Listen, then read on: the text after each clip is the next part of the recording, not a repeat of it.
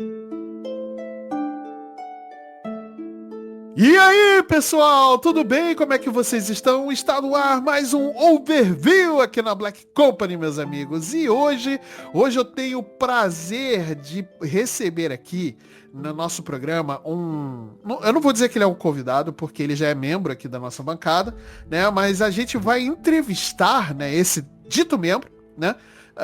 Pra gente poder falar um pouco sobre a obra dele, sobre a vida, né? Sobre tudo que ele criou, espremer o máximo possível do cérebro maravilhoso desse ser maravilhoso também, né? A gente vai falar hoje aqui com o nosso querido Thiago P sobre como é ser um escritor no Brasil, cara. E eu, Marcelo, trouxe aqui a bancada mais literatura fantástica da Podosfera Nacional, claro, com ele, Thiago P. E aí, meu querido, como é que você está hoje?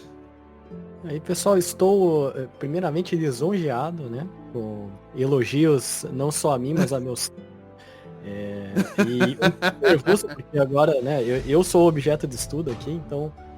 Exatamente. Estou aí, né, 70% empolgado, 30% nervoso, mas vamos lá. É praticamente um pincher, né? Não tenho raiva, mas, né, quase isso. Quer dizer, raiva tem, mas não hoje, né? Não nesse momento. Hoje, não, hoje é só alegria. A não ser quando eu começar a falar do mercado literário, aí vem o spoiler, mas depois a gente vê isso. Beleza. E se a gente falar do Curitiba? A Curitiba tá bem, por enquanto. Tá bem. E pra completar aqui a nossa bancada, está ela, nossa querida Diebe, que veio lá diretamente, tanto do Missão Secundária, quanto dos Contos de Elora, pra poder compor aqui a bancada com a gente. E aí, Diebe, como é que você está hoje? Alô, tudo bem? Quase com a voz recuperada já, Marcelo. Aquele último Missão Secundária foi meio triste, né? Não, mas saiu bom, não foi triste, não. Saiu bom, pô, o resultado tá maneiro, o resultado ficou legal. Não, assim, eu entendo que a voz, né, assim, realmente uma falhada de vez em quando, mas faz parte do show, né? Toda vez que alguém vai para um evento, cobrir o evento, a gente tem aquela famosa gripe pós-evento, né? Então, normal, acontece. Eu espero que você esteja recuperada ou se recuperando, né? E vamos, então, para o nosso bate-papo de hoje. Mas antes, meus queridos ouvintes, eu vou pedir para você que está ouvindo a gente aqui diretamente do Spotify para não deixar de se inscrever aqui no feed do Spotify ou no seu agregador de podcast favorito, né? Avalie a gente aqui no Spotify com as suas estrelinhas, deixe um comentário e também ative as notificações para você saber sempre quando um podcast da casa está no ar aqui no feed da Black no Spotify ou no seu agregador favorito. Além disso, assine também o nosso canal no YouTube, porque você pode ouvir esse podcast pelo YouTube. Então vai lá no YouTube da Black Company, assine o nosso canal, ative as notificações e deixe um comentário, porque isso ajuda a gente pra caramba. Além do mais, nós temos também as nossas redes sociais, sendo que a nossa principal é o Instagram, com @blackcompanybr_. Então acesse o nosso Instagram, tá cheio de conteúdo bacana. No período que você está ouvindo agora este podcast, euzinho, não estou no Brasil, olha só, Inception.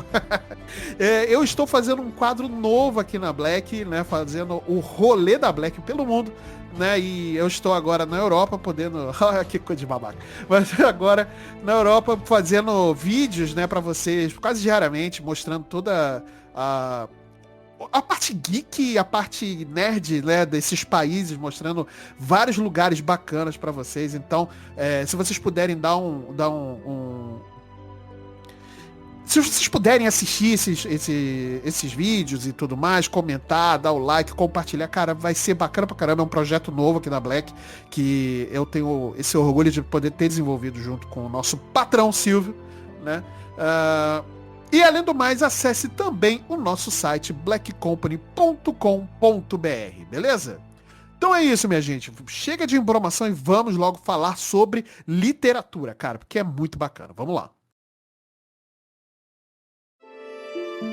Muito bem, galera. Então, estamos aqui reunidos, né, com o nosso querido Thiago P, o nosso querido mestre Thiago P, para a gente poder conversar um pouco, né, sobre como é ser um escritor aqui no Brasil. E eu já quero abrir aqui as conversas, Thiago e Jeb, fazendo a primeira pergunta. Thiago, mestre, o que deu na tua telha de se enfiar em literatura fantástica e falar, não, é isso, eu quero fazer isso. Putz, grilo, minha missão de vida, foi uma missão de vida, foi, sei lá, você teve uma visão quando você tava andando com as crianças na rua, não sei, o que aconteceu? Cara, essa é uma pergunta que eu faço quase que diariamente. Por quê, Thiago? Por quê, né? Mas a realidade é que foi quase que circunstancial, tá?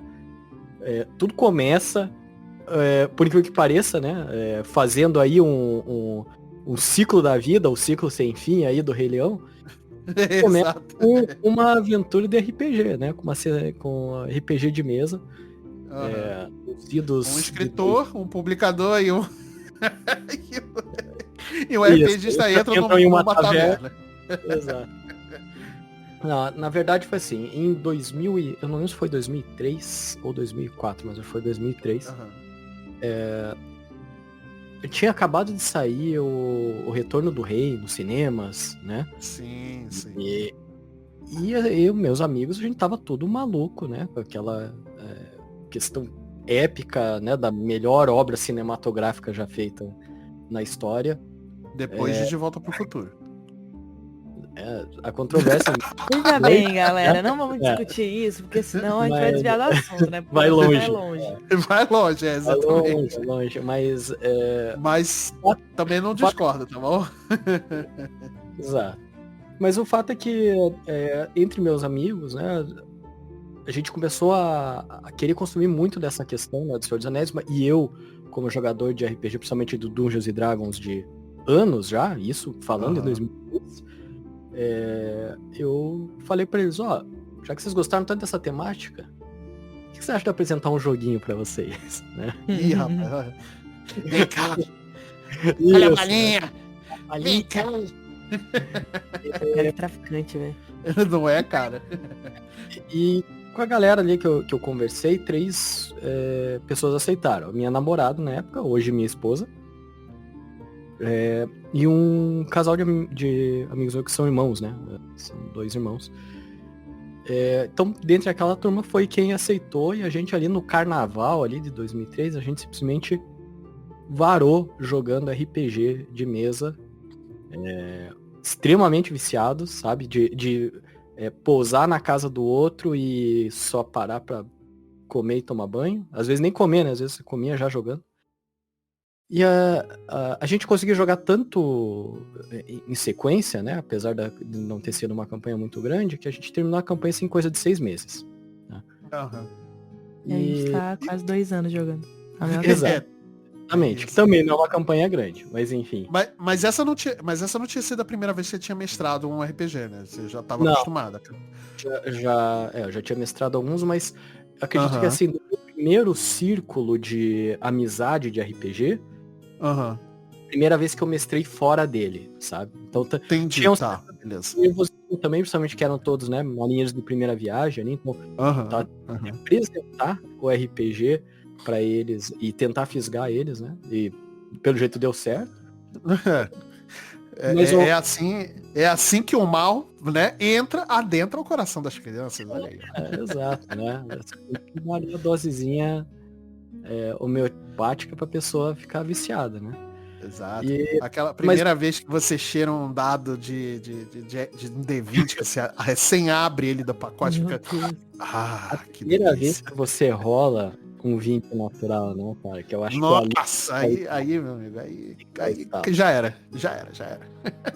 Mas a questão é que assim, né? A gente, depois de anos, assim, a gente é amigo até hoje, né?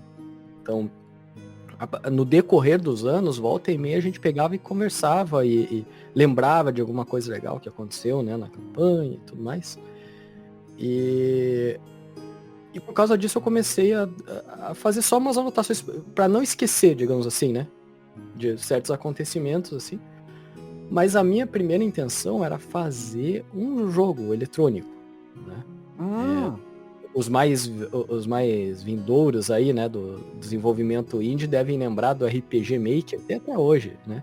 Sim, sim, verdade. Eu usei bastante, inclusive, Eu nunca consegui fazer nada espetacular e eu nunca mostrei isso pra ninguém, mas, cara, eu usei bastante, assim, nessa época, cara. Então, essa que foi a questão, né? Quando eu comecei a fazer, eu percebi a trabalheira que dá e falei, não. Exatamente. Mas a ideia ainda permaneceu, né, na cabeça de que precisava guardar isso de alguma forma. E lá em 2012, eu comecei a realmente escrever, como se fosse uma literatura mesmo, né? Um texto mesmo. Foi os primeiros manuscritos, assim, né? Então. Isso. Mas não com essa intenção de publicação e tal, de outras pessoas lerem. Mas porque eu queria, tipo, narrar, entre aspas, né? O que tinha acontecido na história. E na campanha, no caso. Só que aí eu comecei, né, a curtir essa ideia de escrever. Eu sempre gostei um pouco, assim, né, de escrita e tudo mais, então comecei a empolgar com aquela ideia e estudar, ver como é que eram formas e narrativas, né, de outros autores e parte teórica, podemos dizer assim, né. Na época que eu fiz isso, né, já tinha bastante coisa em Google e etc, então ajudou bastante nesse ponto. Legal, e aí legal. eu comecei a gostar da ideia e pensar assim, pô, eu vou tentar escrever de uma forma que uma outra pessoa qualquer consiga ler e entender o que a gente gostou tanto na época. Né? Sim. Esses primeiros manuscritos, até você me desculpa a interrupção, não era ainda o esboço do que viria a ser o Conto de Elora. Era só, tipo, manuscritos dentro de um mundo medieval XYZ aí, né? Não era nada nesse sentido ainda, né? Na verdade, ele era o que eu estava escrevendo era o que havia acontecido na nossa campanha. Né? Isso veio daí o meu primeiro livro, né, que é o Arlok, o Conto de Elora. Só que esse livro, eu fiquei por 5 anos escrevendo ele antes de, digamos assim, apresentar para o mundo. Nem a minha esposa sabia que eu estava escrevendo. Porque eu estava naquela assim, se ficar ruim, ninguém precisa saber, entendeu? Sim. Você vê como é isso, Porque senão, tipo, você começa a falar para um pro outro, tô escrevendo, aí já gera uma expectativa, né? Então eu quis fugir disso. Tanto que, quando eu, digamos assim, eu finalizei, depois de vários momentos assim de escrita e reescrita, que eu falei assim, não, acho que assim tá bom, vamos ver. Eu publiquei ele numa plataforma chamada Wattpad, não sei se algum de vocês já ouviu falar, talvez a Jeb, que ela é mais novinha. Sim. Aí a fanfiqueira, né? Eu escrevia, mas na época do Wattpad eu já tinha parado de escrever. Eu escrevia na época do... Era Nia? O Nia era outro, era tipo... E eu escrevi uma fanfic com amigos meus e era uma fanfic bem famosa, porque a gente escrevia bonitinho, sabe? Tipo livro mesmo, assim. Não era fanfic, tipo, com um monte de abreviação e coisa assim. A gente foi muito famosinho uma época no Nia. Olha aí. 2013. Revelando aqui ao vivo que o programa agora é sobre vocês dois. Aí! Não. Veja bem, né? Não, e é engraçado que assim, né? Pra quem não conhece o Wattpad, ele é uma plataforma, ele é uma rede social, basicamente, né? Mas é uma plataforma de autopublicação. Então as pessoas podem escrever seus textos, publicar lá e as pessoas podem ler de graça, né? Entendi. Legal, bacana. E assim, ele é muito forte na fanfic, inclusive, que o Nia, né, que a Jeb comentou, ele é basicamente exclusivo de fanfic, né? Certo. O Wattpad, ele tinha essa ideia de também ter uma vertente original, podemos dizer assim, né? Só que ela... foram publicados lá primeiro, muito comum. Legal. Exatamente. Eu tenho 50 perguntas pra Jeb falando sobre essa fanfic aí agora. Eu acho que vai ter que ter uma parte 2 com a Jeb, que eu também tô curioso. Porque eu realmente tenho muitas perguntas sobre essa fanfic. Mas é óbvio se for algo que ela queira divulgar também, né? Aí... não tenho problema nenhum em falar sobre isso. Opa, caralho, agora você vai ter que me mandar isso aí, porra. Eu vou ter que fazer uma pergunta que é fanfic do quê? Essa eu preciso saber. Então, era de Percy Jackson, mas a gente usava só o universo, sabe? A gente criou os nossos personagens pra escrever uma história dentro do mundo. E a graça era que cada um dos 4 autores tinha um personagem e cada um escrevia um capítulo. Então cada capítulo era do ponto de vista de um personagem diferente. Nossa, que irado. Eu quero muito ler isso. Muito ler isso. Mas, tipo, vocês eram filhos de deuses ou vocês eram, tipo, pessoas... Caraca, tipo, deuses que ainda não tinham sido representados nos livros, nem nada assim, né? Eram, tipo, semideuses. Ah, nossa, caraca. Eu quero muito ler isso. Eu quero muito ler isso. Tem futuro aí, agora eu tenho mais 100 perguntas agora que eu preciso fazer sobre... mas enfim, Thiagão, e aí você, né, então você fez esses primeiros esboços, né, e tudo mais, publicou na plataforma, e como é que foi a resposta da galera em relação a esses inscritos? Então, isso que foi o... Porque eu acredito que tenha uma sessão de comentário, né, tenha como a galera te dar um feedback e tudo mais, assim, de forma respeitosa, obviamente. Também, né? Isso que é o mais legal da plataforma do Wattpad, que ele permite que a pessoa escreva, né, faça um comentário no parágrafo do que ela quer falar, sabe? Então isso foi muito bacana, porque alguns feedbacks que eu recebi no Wattpad me ajudaram a reformular para a versão final, né? Então, né, pegava ali algumas ideias que as pessoas falavam, ficaria melhor se fizesse assim, sentir falta de tal coisa, e eu fui meio que ajeitando dessa forma. Né? Claro, nem todo comentário, né, realmente é válido, mas eu tive grandes ajudas, mas assim, a empolgação de algumas pessoas lendo foi o que foi mais legal, né? Legal. E o Wattpad, ele tem uma premiação anual dele, que é até hoje aí, que se chama The Watches, né? Que eles premiam as melhores obras do ano. É tipo o Dundies do The Office? Ó, Marcelo, você sabe que eu não assisti o The Office, então eu não tenho essa referência. Tem um problema aí, mas... Pô, cara, é porque assim, tem no The Office tem o prêmio anual, que é dado, obviamente, não vou botar aqui na mesma escala, porque, né, é um prêmio que foi criado pelo Michael Scott, né, ele não é um prêmio da empresa, que é chamado The Dundies, né, que ele dá uma estatuazinha lá e tal. Putz, é um negócio muito bizarro. O episódio é muito engraçado. Inclusive é a primeira vez que a Pam beija o Jim, né, mas ela tava muito bêbada, enfim, né? Enfim, não é The Office o programa. Não é The Office. Mas é porque quando você falou o nome, na hora eu falei, é o Dundies? Tipo isso. Olha, se a galera do Wattpad teve a ideia parecida por conta disso, eu não duvido, tá? Mas a questão é que, assim, eles premiam, eu acho que é por idioma, se eu não... ou pelo menos pelos principais idiomas, e todo ano é uma bancada própria do Wattpad, então não é tipo, sei lá, votação pública, né? Votação popular. São os membros da plataforma que votam, né, e tal. Isso. E daí eu publiquei, né, em 2017, mas no final de 2017, então eu acabei sendo elegido para concorrer em 2018. Olha aí, e em 2018, o Warlock, né, o primeiro livro, ele foi um dos vencedores do idioma português, né? Meu Deus, salva de palmas aqui. Cara bom. Obrigado. O cara maravilhoso, meu Deus do céu. Salva de palmas. E assim, pra uma pessoa, né, tipo, que tá iniciando na escrita e totalmente insegura em todas as partes da sua vida, né? Foi só aí, né, com essa premiação que eu falei, pô, talvez dê pra publicar. Entendi. E aí é que daí eu comecei a correr atrás da ideia de como que fazia para publicar um livro. E aí é que a coisa começou a degringolar. Né? Aí que veio toda a parte burocrática, né? E exato. Tudo mais. E a questão de como é difícil, como o mercado literário é difícil como ele trabalha, né? Como que ele funciona. Então aí é que começou a correria. Mas, em resumo, né? Graças a essa premiação que eu consegui a primeira publicação do livro, né? O livro foi publicado 2 vezes, a gente pode conversar sobre isso um pouco mais pra frente.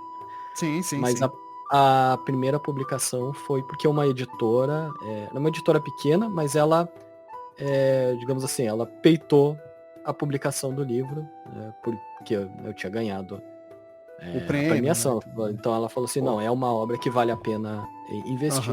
E daí eu consegui fazer a minha primeira publicação no lançamento no fim de 2019.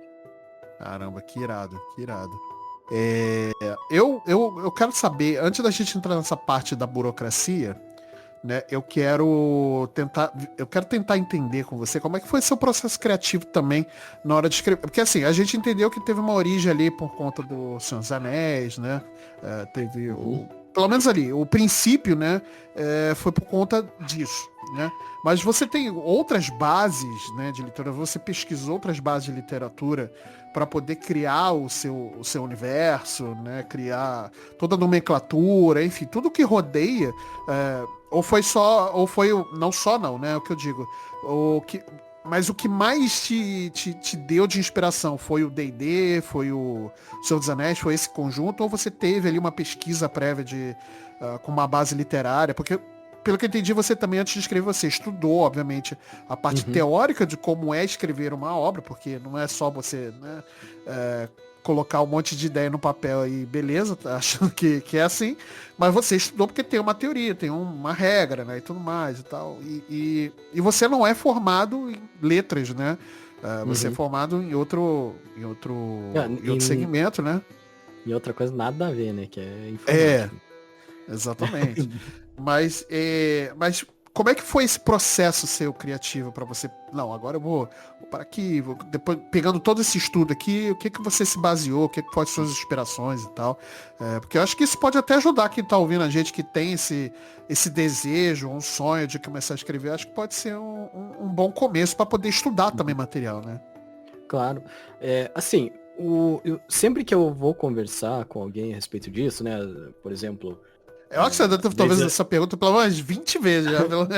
Não, mas é uma pergunta muito boa, porque assim, ela desmistifica muita coisa, porque quando a gente fala de escrita e de fazer histórias e tudo mais, tem um certo elitismo nisso. Então tem muita gente que acha que, não, só literatura, e literatura, né, alta literatura, podemos dizer assim, que serve de inspiração para você fazer os seus textos. E é o que eu sempre, né, comento, até mesmo quando fazer encontros de escrita e tudo mais, é que você pode pegar suas inspirações de inúmeros lugares, inclusive a forma de escrever, não só as ideias. Então, assim, eu me baseei, além de, óbvio, né, parte de literatura, Senhor dos Anéis, querendo ou não, foi, digamos assim, o início, né, da onde veio a inspiração, mas outras literaturas fantásticas, como O Nome do Vento, até mesmo a Batalha do Apocalipse, do Edward Spohr, né? Sim.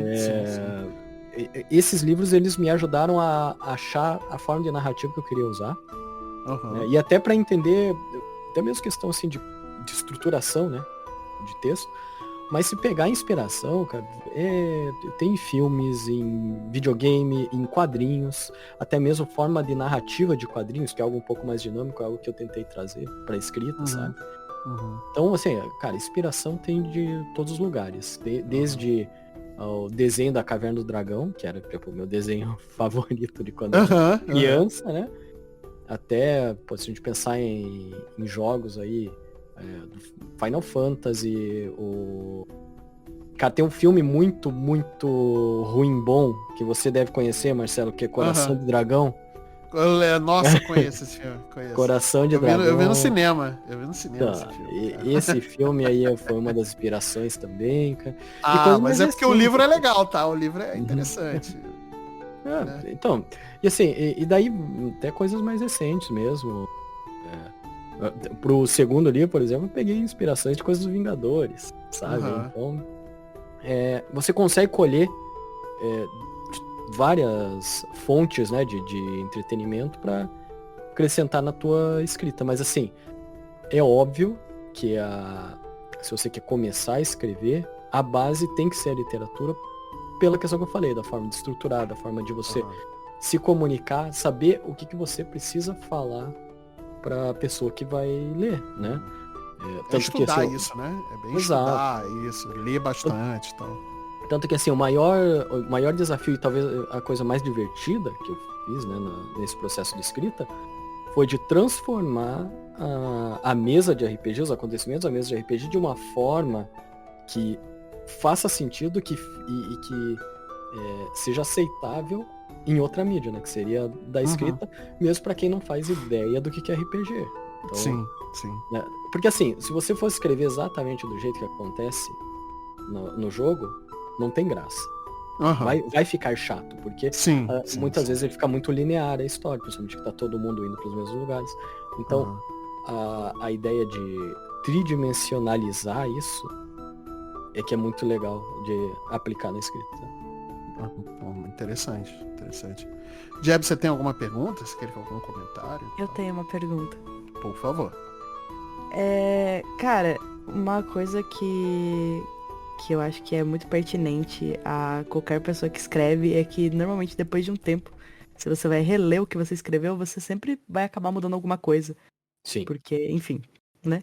A gente evolui e melhora. Eu acho que a minha grande pergunta é, tipo, agora que já faz algum tempo que você publicou, principalmente o primeiro livro, quando você, tipo, observa de volta a obra, tem coisas que você tem vontade de mudar? Tipo, Com eu não certeza. digo em si, porque é baseada num RPG, então tem muita coisa que foge do controle. Mas eu digo assim, na forma como foi escrito. Não, com certeza. Tanto que eu até brinco com algumas pessoas assim, que já vieram conversar comigo sobre os 2 livros que eu escrevi. Eu brinco que eu aprendi a escrever no segundo livro. O primeiro eu não sabia escrever ainda, né? Mas óbvio, né? Como eu disse, foram 5 anos escrevendo. Então eu escrevi e reescrevi algumas vezes. E hoje eu ainda mudaria algumas coisas. Hoje eu ainda tenho alguns pontos que eu penso assim, né? Eu deveria ter feito isso diferente. Mas eu acho que o grande fato, talvez um dos grandes empecilhos para muita gente que eu conheço que fala que eu gosto de escrever, eu tenho uma história, não sei o quê, né? Mas não chega a publicar, é que nunca sabe a hora de dizer tá bom. Sabe? Chega, né? De mudar. Tá concluído. Esse talvez seja um dos pontos mais difíceis, porque é o que a Jeb falou, toda vez que você lê, você acha mais uma coisinha. Você pensa, eu posso tirar isso aqui, eu posso colocar isso aqui a mais. Faltou tal coisa. E óbvio que depois que você publica e vem esse estalo, dá um certo arrependimento. Mas assim, se você não chega e dá esse ponto final pra você mesmo, realmente a publicação nunca sai. Né? Cara, então, muito eu acho louco. que assim, pra mim, né, pelo menos, Jeb, não sei se em geral as pessoas se sentem os escritores e escritoras em geral se sentem dessa forma, mas pra mim foi no momento em que eu li a obra inteira e fiquei satisfeito. Não que tava perfeita, mas fiquei satisfeito. Falei, não, eu leria esse livro se não for meu, né? Sim. Legal. E aí é que eu bati o martelo. A minha outra pergunta era em relação a, tipo, justamente o fato de ter sido baseado em um RPG, então de certa forma você não tinha tanto controle sobre a narrativa. Como que foi, tipo, escrever um livro onde você de certa forma tinha que se ater a algo que aconteceu, que às vezes dependeu muito de uma rolagem de dados ou algo do gênero, Sim. E ter coisas absurdas no meio que talvez, se você fosse só escrever um livro baseado em ideias suas, não faria tanto sentido. Eu acho que assim, o que foi mais legal de escrever Warlock, né, que foi um livro baseado em RPG, é que eu sempre digo que, assim, que eu não escrevi sozinho. Porque muitas das ações, muitas das coisas que eu quis colocar no livro, foram coisas que vieram dos jogadores. Né? Eu só adaptei as falas, os personagens e a forma como aconteceu. Então, muito das ações dele e até mesmo a personalidade, eu tentei pegar a personalidade das próprias pessoas, dos próprios jogadores, para colocar, né? Então, assim, por exemplo, né, o protagonista, né, que é o Evan, ele é um elfo, e eu peguei da sempre elfo é o personalidade... protagonista. Sempre. Olha, não tem um anão que nessa literatura fantástica que não, eu sou o anão, eu sou o herói. Então, a questão é que ninguém pegou personagem anão, né? Aí é esse o problema. Os anões são subestimados, eu tô te falando. Mas aí, né, a ideia que eu fiz ele uma pessoa, assim, muito... de uma bússola moral muito forte, que meu amigo que jogou, ele é assim. A personagem da minha esposa, eu fiz ela, assim, tipo, meio mãezona de todo mundo, porque ela é aquela pessoa que tenta abraçar o mundo, né, e fazer o problema de todos. E minha outra amiga lá, que ela faz uma personagem chamada Lana, que é uma ladra, que muitos falam que é a melhor personagem do livro. Olha aí, ó. Ladina é o mais legal, não adianta. Eu fiz ela, assim, bem sanguínea, sabe? Tipo, com sentimentos bem aflorados, né? Tanto de arisca, carinho, assim, de amor, né? Quanto de raiva, assim. Porque essa minha amiga também, ela é bem sentimental, né? Nesse ponto. Entendi. Então, pegar essas características para jogar nos personagens me ajudou a fazer eles personagens mais complexos, personagens mais críveis, né? Com camadas, né, e tal. Não não é aquela coisa, tá, o personagem principal, ele pode ser um personagem, né, que ele é super bondoso, enfim, mas ele tem os tons de cinza dele também, né? Então, tem as camadas dele de preocupação, enfim, né, tem tudo. Ele né? tem aquelas coisas que a pessoa que tá lendo vai questionar ele. Cara, por que você fez isso?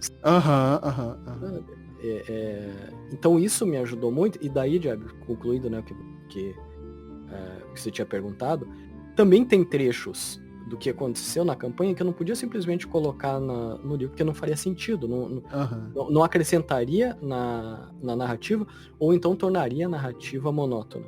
Como, por exemplo, tem um momento onde todos os jogadores eles iam fazer, digamos assim, quase que uma via crucis. Ia num lugar, resolver um problema, ia no outro, resolver outro, e por aí vai.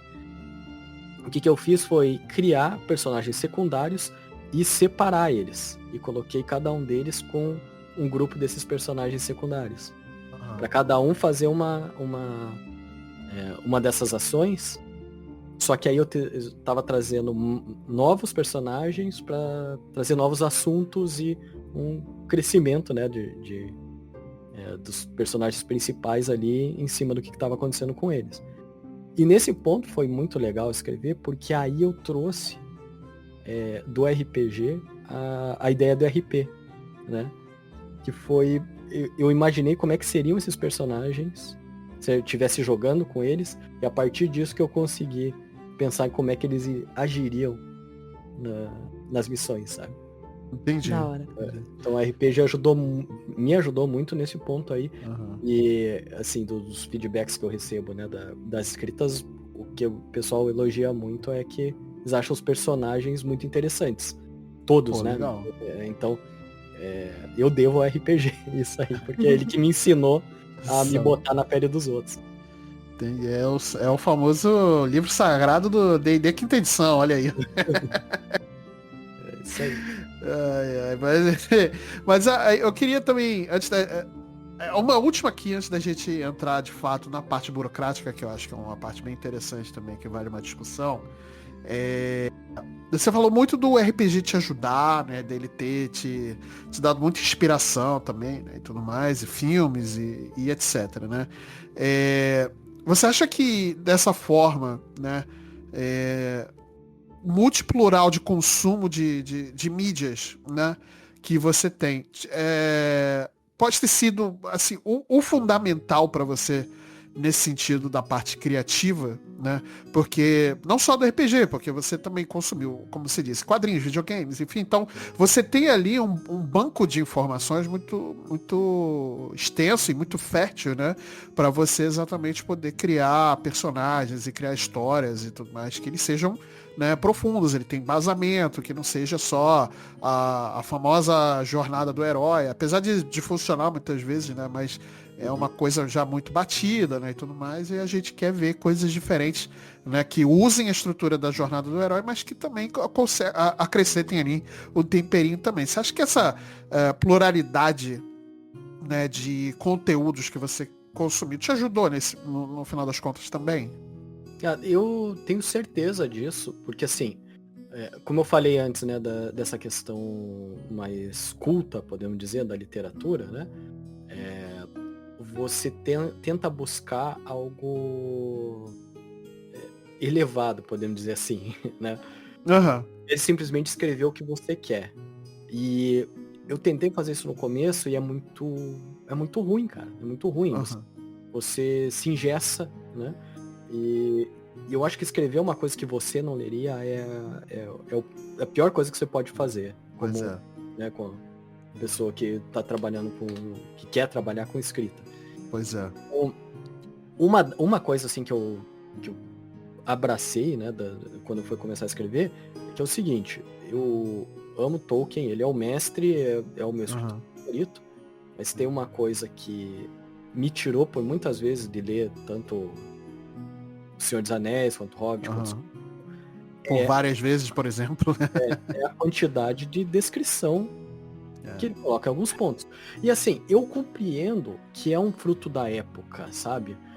Em 1920, 1930, para você fazer o imaginário do mundo fantástico, era difícil, era algo abstrato. Então, você precisava lá falar como é que era a tal da árvore mágica em 2 páginas de descrição, né?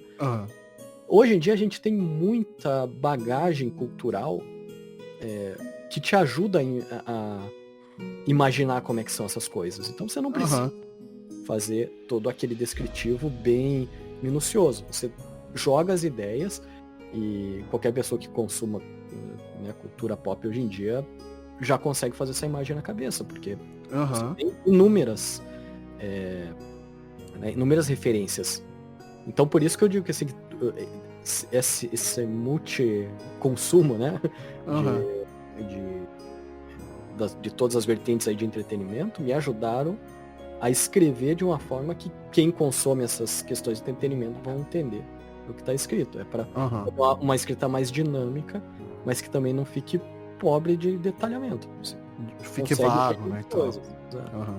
E a questão da jornada do herói, né, que você comentou, é muito boa porque assim, qualquer... E assim, eu posso falar com propriedade porque eu acho que eu testei quase todos que tinham na época, né, dos cursos de escrita e etc. Jornada do herói assim, a primeira coisa que você vai aprender e vai se guiar como. Só que algo que você falou que é muito importante, né, é saber usar como estrutura, mas saber como você, não vou dizer deturpar, mas tipo, modificar em alguns pontos, não ficar tão óbvio, né?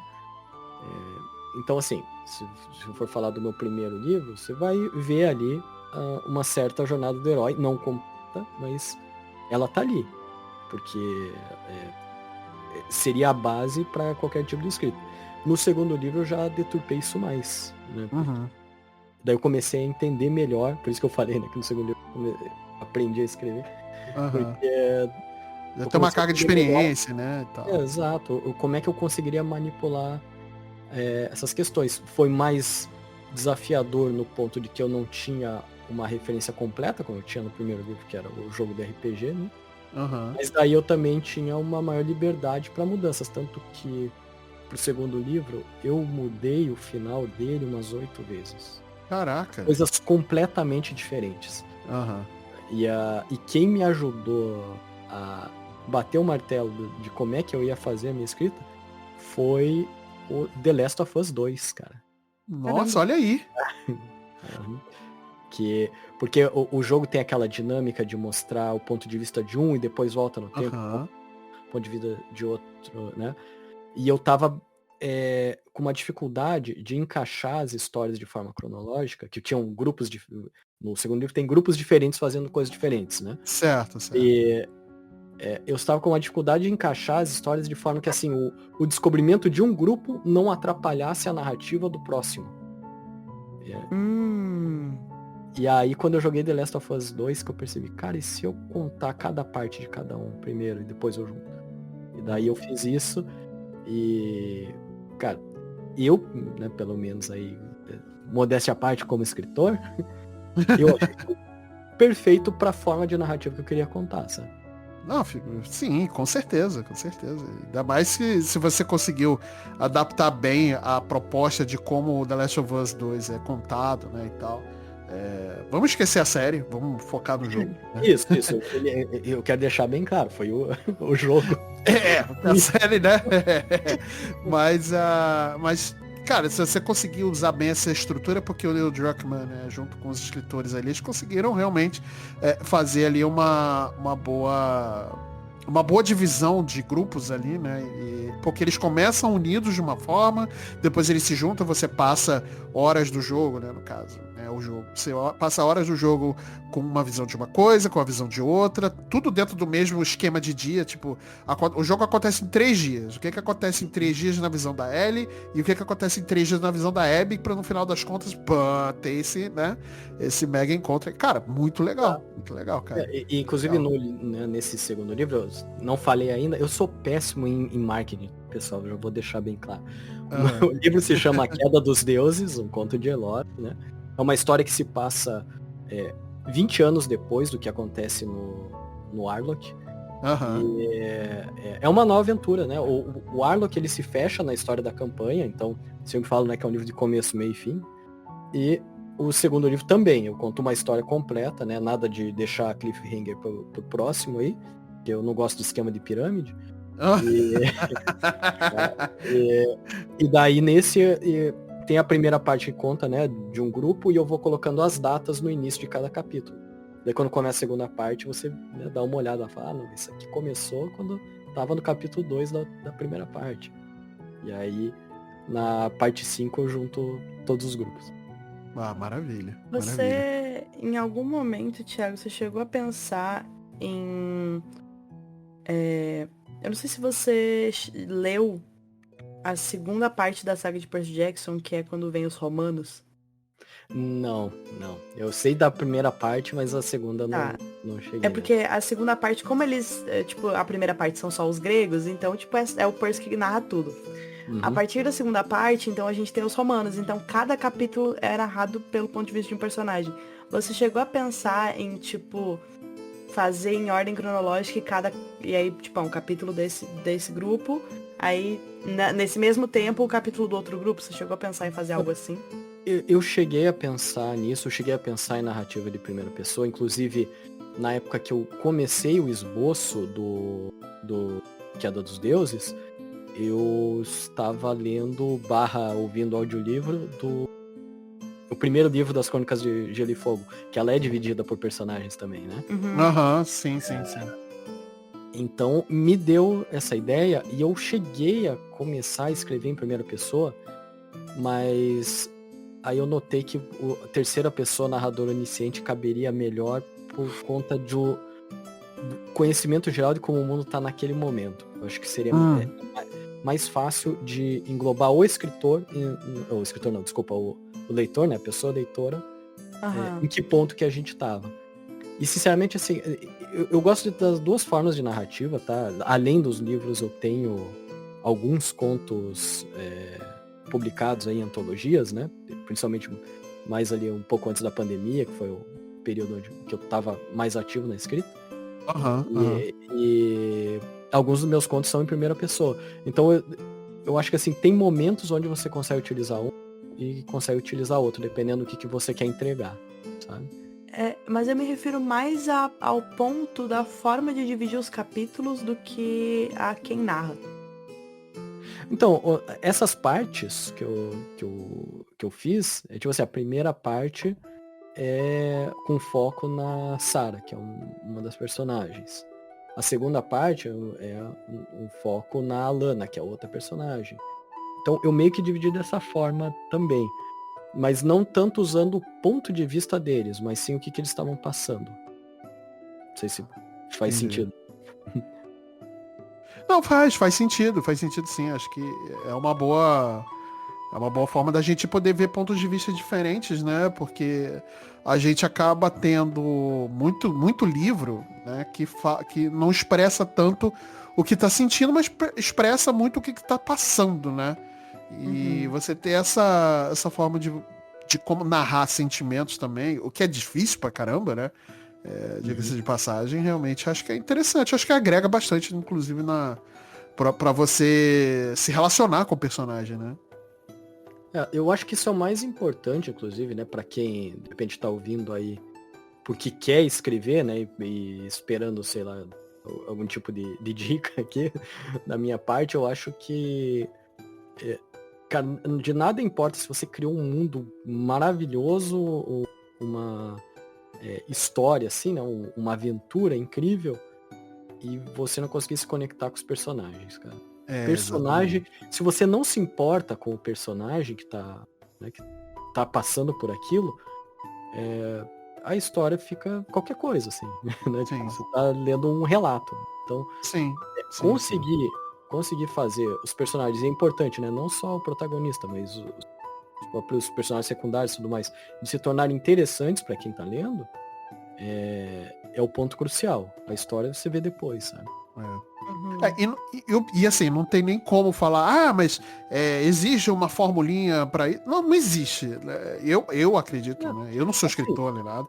Eu sinceramente, eu pouco escrevi coisas na minha vida nesse sentido, né? Apesar de, teve uma época na minha adolescência que eu escrevi fanfic. Eu escrevi muita fanfic de Kamen Rider, cara. Olha isso. Nossa, que eu adorava, ainda gosto muito de Tokusatsu, né, robôs gigantes e tal. Então, eu escrevi algumas, pra mim, nunca publiquei, nunca botei, né, no Galeon, isso sempre ficou nos meus cadernos, se perderam. Eu escrevi bastante, eu escrevi alguma coisa de fanfic de Kamen Rider, cara, mas é difícil, né? Não tem, porque pra mim não existe uma fórmula, né, a se seguir. Então, isso que eu ia falar, né? Existe muito curso de escrita criativa, principalmente hoje em dia, existe a parte teórica, né? Mas não... Então, assim, eles ensinam macetes, podemos dizer assim, né? Mas, cara, como você falou disso, tipo, é uma receita de bolo. Só que essa receita de bolo, passa um tempo, ela se torna genérica, porque tudo que você tá lendo naquela época é exatamente do mesmo jeito. Pra quem tá assim, quem consome realmente mercado literário, pode ver que, assim, nos últimos, eu não vou dizer, não acho que nem 10 anos, talvez menos, teve ondas de obras que eram diferentes, por óbvio, mas, assim, com uma temática muito parecida. O sucesso do Game of Thrones teve muito daquele dark fantasy, ou, né, uma escrita mais pesada, com reviravoltas de gente morrendo. Aquele negócio bem cinza, escuro e tal. Sim. E aí, tipo, saturou um tanto. Daí começou o Dark Romance, que daí é o romance, mesmo, né, que esteja num ambiente de fantasia e tudo mais. E daí veio 50 tons de cinza, enfim, né? E, cara, um monte de livro mais ou menos com a mesma temática. Sim. Saturou um pouco. Então, assim, você vai tendo essas ondas porque... a galera se baseia nisso, faz uma formulinha e tenta escrever dessa forma. Quem acaba se sobressaindo é quem tenta pega essa ideia das fórmulas, que elas não necessariamente são ruins, mas sabe adaptar no que a pessoa quer realmente escrever, né? Ou que ela algo mais realmente assim, único, né? O negócio que você falou, né, Marcelo, de como que não tem uma fórmula para isso, como é que você faz? A gente pegando um exemplo bem recente aqui, que eu acho que todos nós nerds aqui, gamers, temos, né? É o Clair Obscur Expedition 33, que, cara, você tem o início do jogo ali, você tem, sei lá, se você se enrolar, você tem 10 minutos do Gustavo e da Sophie juntos. Sim. E na hora que a Sophie se esvai, você sente o peso do Gustavo. E como é que você sente? Você acabou de conhecer esse cara. É narrativa, cara. É a forma que eles conseguem apresentar tanto o personagem quanto a personagem principal, que seria o Gustavo, no caso, quanto a Sophie, que tinha relação com ele. Sim. E olha que eles não usam. E olha que pra eles apresentarem esses dois personagens, eles não usam tanta linha de diálogo assim também, não. Isso, exatamente. Então, assim, por quê? Por que você gosta tanto deles? Por que você sente tanto o peso do Gustavo? Cara, eu não sei responder. Mas é um trabalho narrativo. É narrativa e amostragem visual também, né? Porque são duas mídias diferentes, né? Então, Isso, como mídia de isso. vídeo, Exato. com vídeo, com audiovisual e tal, no caso videogame, você consegue explorar visualmente isso e através da música também você consegue criar todo um clima e tudo mais, e você acaba envolvido, obviamente que não é simples de fazer, porque se fosse simples todas as obras seriam masterpiece, né? Uhum. Mas você, através de todo esse conjunto, você consegue criar uma ambientação, né, para que aqueles dois personagens, no caso aqui, a gente tá falando do Gustavo e da Sofia, você cria um relacionamento com eles ali em 5 minutos de jogo, sei lá, 10 minutos de jogo, né? Pro livro é diferente, né? Você tem que realmente ter essa pesquisa, então, obedecer certas regras de fato, né? Porque escrever livro também tem técnica, também, como você falou, existe estudo, existe aulas, né? Enfim, você tem que sim obedecer, mas é como você vai adaptar essas regras para sua escrita também, né? E aí, nisso é tentativa e erro, reescrever. Você falou aqui, você mudou o final foi do segundo livro, né? Mais de 8 vezes, assim. Então, então é aquela coisa, né? Eu acho que no final das contas, eu tenho uma coisa que você falou, Thiago, que eu acho muito interessante, que eu gostei, eu leria, eu tô satisfeito com isso aqui, eu leria, ou ouviria, enfim, eu leria isso aqui que eu criei, sabe, se não fosse meu, entendeu? Então a primeira pessoa que tem que agradar é você mesmo, que eu acho que o seu maior crítico às vezes é você mesmo, né? E é o que eu faço, ou pelo menos fazia até então, né, com as edições de podcast. Quando eu comecei a editar, eu era muito ruim. Eu não tô colocando aqui no mesmo patamar de escritor e editor e tal, mas a gente o editor também tem um processo criativo para poder montar uma narrativa ali dentro do podcast, ou de um vídeo, enfim, né? Não, assim, são processos criativos totalmente diferentes, mas existe um processo criativo, né? Os primeiros podcasts que eu editei na minha vida são horríveis. Eu mudaria tudo. Mas eu só consigo pensar em mudar porque hoje eu tenho experiência. Mas na época, quando eu editei o primeiro, eu gostei daquilo que eu vi, né? E me deixou satisfeito. Então, tá aí. Eu acho que uma das maiores sacadas é isso. É você fazer, ou escrever, ou editar, enfim, o que você está se propondo a fazer, olhar pro final, pro resultado daquilo e falar, tá aí, beleza, isso eu gostei, me agrada do jeito que tá. Entendeu? E assim, cara, principalmente para essa questão de escrita, e como eu falei, né, das modinhas. Eu tô sendo bem maldoso falando em modinhas, mas eu digo assim, que está em voga, né? Sim. Não, mas eu não vejo como pejorativo não, tá? Porque, cara, é isso, é o que o mercado, o que tá se consumindo, o que as pessoas estão consumindo hoje? Esse tipo de coisa? Beleza, vai para esse tipo de coisa. Não é um problema. Não acho que seja um problema. Se você não gosta do que tá em voga no momento, cara, se você tentar se esforçar para escrever algo desse nível, você não vai conseguir. Ou se conseguir, vai ficar vai soar falso, sabe? Muito na época que eu tava pra publicar, algumas leituras críticas diziam pra mim que era pra eu enfiar romance no livro, porque romantasia estava ainda tá, na verdade. Sim. Mas eu não sei escrever romance, sabe? Porque eu não gosto. Você sabe viver o romance porque você é casado, você tem 2 filhos. Mas aí acusações, né? mas assim, esse que eu acho que é a grande questão, né? E eu ter partido pra fantasia foi um dos maiores tiros no pé, entre aspas, né? Porque fantasia, principalmente no Brasil, é muito mal visto pelas próprias editoras, cara. Nossa, você jura? Eu tive um caso, aí eu vou começar, boa parte dos livros de fantasia que a gente consome, na verdade, vem de fora, né? Se você for ver a produção brasileira, ela é majoritariamente outros gêneros. Ok, beleza. Mas aí vamos entrar na parte de edição, na editorial, né? Porque realmente é bem interessante esse ponto de vista aí, né? É isso que eu ia dizer, assim. Tem bastante escrita de fantasia nacional, bastante. Mas majoritariamente independente. Eu conheci muita gente, assim, falando pra vocês antes de eu voltar, né, no ponto da fantasia, eu acho que tirando a saga Mistborn que eu tô lendo agora, eu não pegava um livro que não fosse independente desde 2022. Desde então eu só peguei livros independentes de gente que eu conhecia, ou gente que eu gostei do trabalho e tal, né? Porque, cara, tem muita coisa boa no independente, muita gente que não, né, querendo puxar a sardinha para um lado, mas como eu, se preparou, estudou para escrever, ao invés de simplesmente só colocar só ser mais um, né? E acabar vendendo, porque de repente é uma pessoa que já tem uma certa fama, já tem uma certa como eu posso dizer, um certo alcance, né? Número de seguidores, isso, alcance. Jab influencer, aí ela sabe como é que é. Então.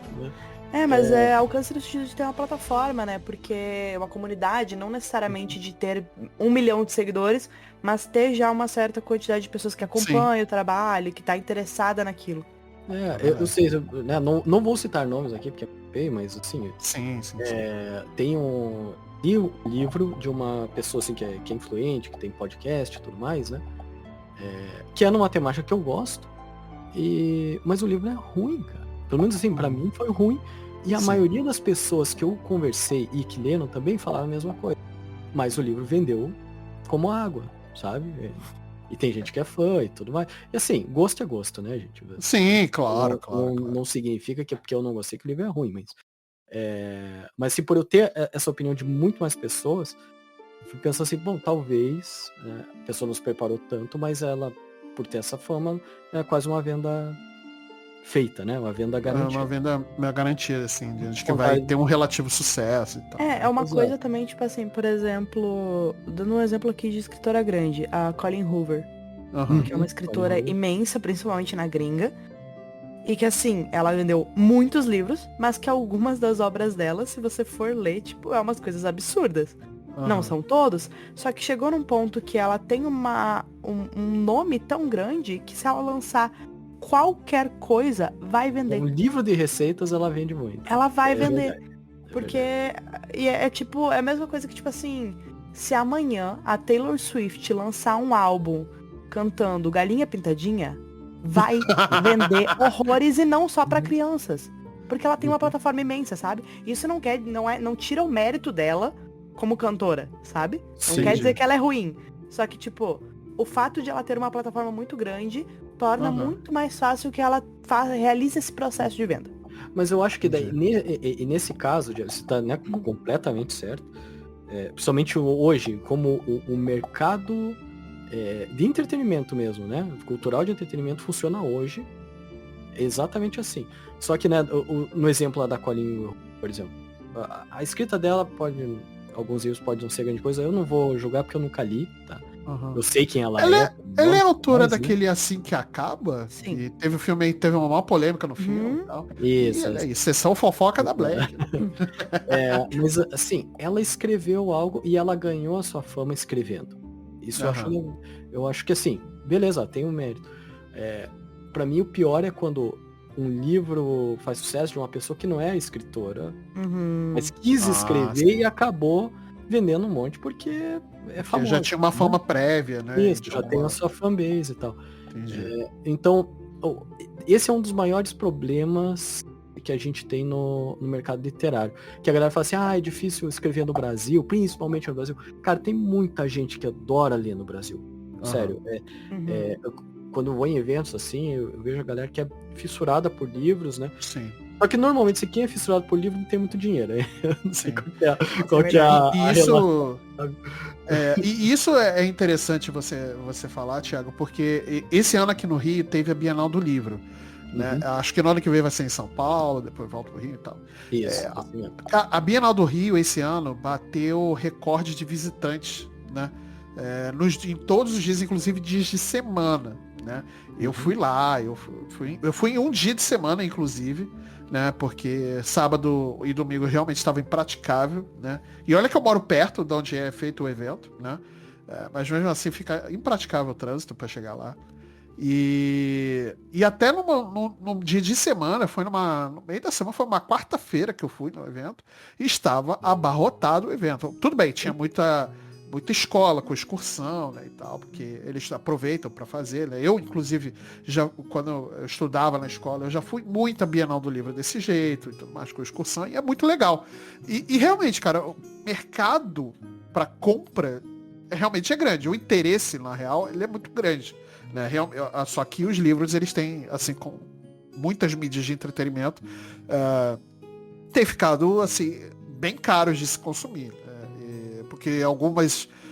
e eu não estou botando culpa nem julgando, não, até porque eu gosto dos livros nesse formato. Mas tem algumas editoras que fazem o livro sem um item, além de ser eles fazem do livro algo a mais. Ele ser um item colecionável, além de ser um livro. Né? Não, mas eu acho que isso vai em outro ponto, Marcelo, porque são coisas e coisas, sabe? Tipo, por exemplo, no Dark Side, o produto deles é tornar o livro algo mais, um item colecionável, nananã. Mas você encontra essas histórias, a maioria dos livros da Darkside, você encontra eles em versões em outras editoras. Sim, claro. Simples. Claro. Eu acho que o desrespeito com a comunidade leitora entra no ponto em que a gente sabe que o Brasil, apesar de ter muito interesse, é um dos países que menos lê, sabe? Nós somos um país que lê pouco em comparação a, por exemplo, países europeus, enfim. Nós lemos pouco, entre aspas, mas quem consome muito e é fissurado e é vidrado e tipo assim, consome quase que pra equivaler todo mundo que não consome. E a gente tem, por exemplo, o Bienal lotada, e aí a gente tem um grande desrespeito com esse público em relação a preços cada vez mais altos, autores cada vez menos valorizados, eventos como a Bienal do Livro em Curitiba, que, né?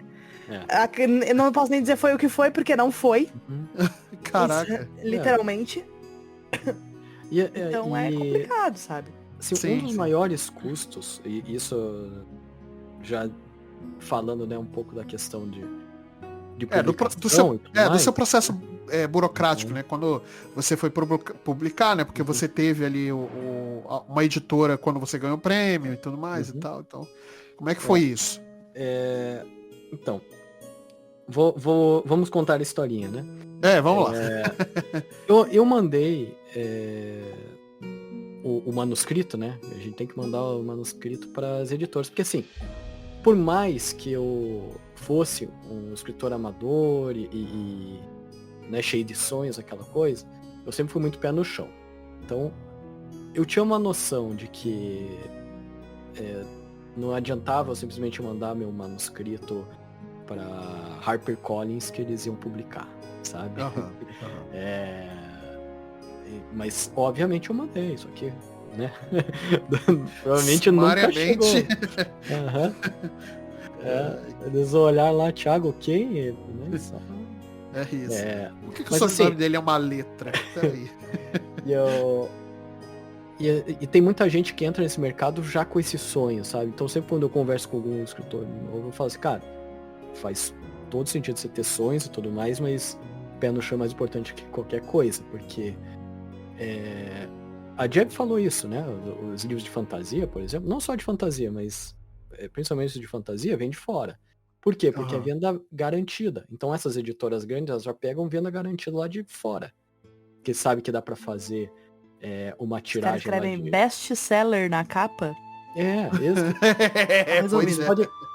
Eles podem fazer uma tiragem de 10 mil livros que sabe que vai vender rápido. E isso barateia o produto final. Agora, a gente que é independente, né? Já entra na história de como é que eu virei independente. A gente tem que fazer tiragem de 100 livros, né? Porque a gente simplesmente não tem o cacife para pagar mais do que isso. E 100 livros saem, assim, 50 livros sai mais caro do que fazer 100 livros, que sai mais caro do que fazer 500 e por aí vai, né? Questão do papel, o que realmente custa é o papel. Sim. Então, o que aconteceu foi, né, que eu tentei várias editoras, e as editoras que me retornaram eram editoras pequenas, né? E muitas dessas editoras pequenas, elas querem dividir o custeio da publicação com o autor, né? Às vezes tem algumas que querem cobrar tudo do autor também. Caraca. Né? Que o autor custeie toda a produção, né? E eles só vão entrar com a mão de obra, né, no caso. Isso, exato. E daí eles prometem, né, divulgação e etc, tudo mais, mas, assim, o retorno disso é aleatório, né? Tipo, você não tem garantia nenhuma. Sim. Que as editoras... É mais barato você investir esse dinheiro que você iria investir para imprimir com a editora em propaganda para o seu livro na internet, e você faz um Kickstarter, um fundraiser, um Catarse para tirar a grana de fazer a impressão e faz sozinho. Tem muita gente que faz isso, né?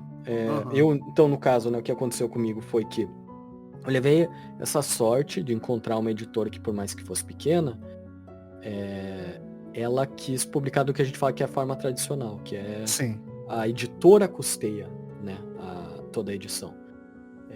Porque senão... E você leva uma porcentagem em cima da venda, né, e tudo mais. Isso, exato, uma porcentagem pequeníssima, tá? Porque a própria editora, como eu falei, né, o que custa é a gráfica. Então, a própria editora não ganha muito dinheiro na venda de um livro. Então tem que ser, por isso que, né, as grandes elas pegam livros de fora para vender em escala industrial, para daí pra poder ganhar esses um pouquinho, você ganha um pouquinho de cada, mas no fim dá muito dinheiro. Então, o que aconteceu foi que eu consegui, né, publicar o livro. O livro, quando eu publiquei, ele não saiu exatamente do jeito que eu queria, na verdade, né? Foi cortado algumas partes que a editora pediu. Eu queria ilustrado, a editora falou que não tinha como custear e tal. Mas assim, como eles estavam pagando, cara, eu falei assim, não, beleza, faz do jeito que vocês querem fazer.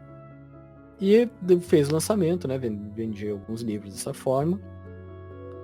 Só que no início da pandemia ali, 2020, a editora, ela, para não fechar, ela cancelou toda a parte de escrita de ficção e só ficou voltada para a parte acadêmica. Entendi, entendi. Nossa senhora. Então eles fizeram o distrato comigo, mas falaram assim, se você quiser com o nosso selo, tá aqui o boneco do livro, né? Só mandar para as gráficas e tal. Você pode imprimir quando você quiser. Então eu fiz isso, acho que mais umas 2 vezes. Só que aí, como tava, né, em pandemia e tal, e eu notei isso que a Jeb falou, né? Às vezes vale mais a pena você custear, porque... Questão de propaganda, né, e tal.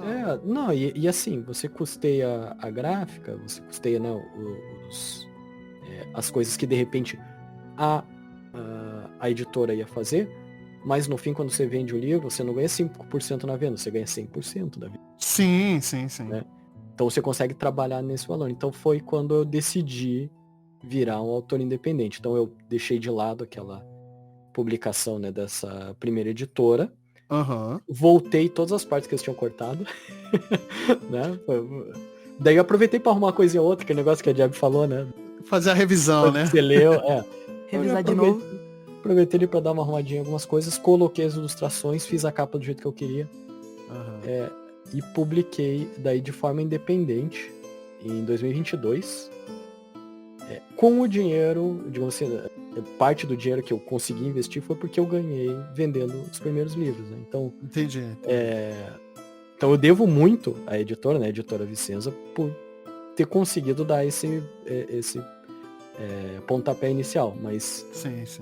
O independente foi o que me resolveu, e foi engraçado que assim, eu publiquei ele, essa edição, a segunda edição, eu acho que foi no primeiro, talvez início do segundo trimestre de 2022, daí eu tava com um monte de caixa em casa, cheia de livro, não fazia ideia de como vender, né?